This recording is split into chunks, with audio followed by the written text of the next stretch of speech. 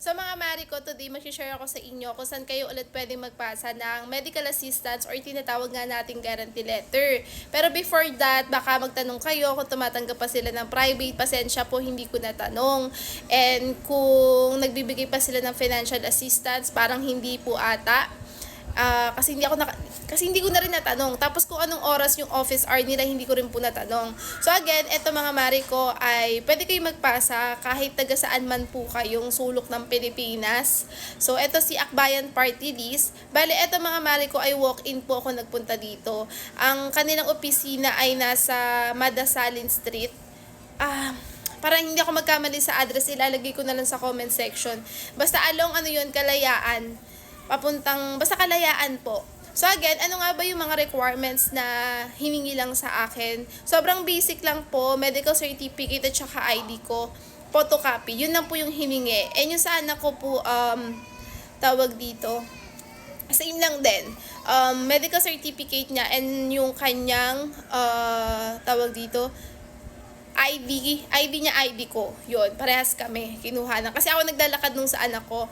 Tapos po, meron kayong pipil upan na papel doon. Sobrang dali lang naman doon. Pangalan nyo lang. Siguro kasi para nga hindi magkamali kapag siguro in-encode yung ating GL code.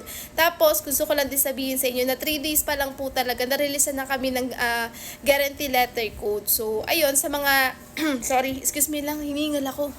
So, sa mga naghahanap nga din po ulit na mapapasahan ng guarantee letter, mga ganyan, is pwede nyo pong subukan doon, lalo na kung taga dito kayo sa QC, or di kayo nandito kayo sa QC, pwede po doon. So, sa mga nagtatanong naman, paano makapunta doon, kung taga kayo, kung taga Fairview kayo, pwede kayong sumakay ng Pa-Ali Mall. Sa Ali Mall kasi, mga mari ko, doon sa may jeep na Pa-Ali Mall, dumadaan sila ng Kalayaan. And sa Kalayaan, makikita mo na agad yung Matalino Street doon. So, eto yung jeep na papuntang Ali Mall.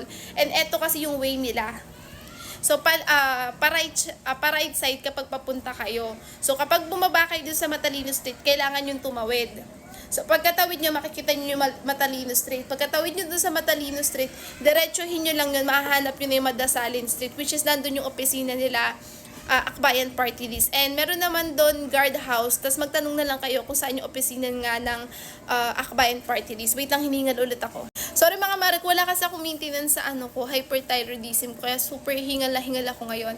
Tapos, sa mga hindi naman alam yung lugar, mag-joyride na lang din kayo. And kung gusto nyo din tumawag sa kanila at saka mag-email, i-search nyo na lang yung email nila kasi hindi ko sigurado yung contact number nila. So, better mag-message na lang kayo sa kanila. So, sa Blue App nila, sa page nila, try nyo doon mag-message. Kasi ako talaga nag-walk-in lang and nakita ko lang din siya sa isang group sa Blue App.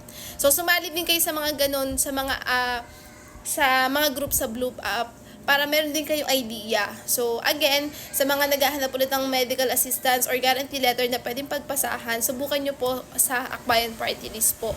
So, hindi masashare ko guys kasi hinihingal na talaga ako, Wala akong gamot sa hyperthyroidism ko. So, ayun. Bye-bye po!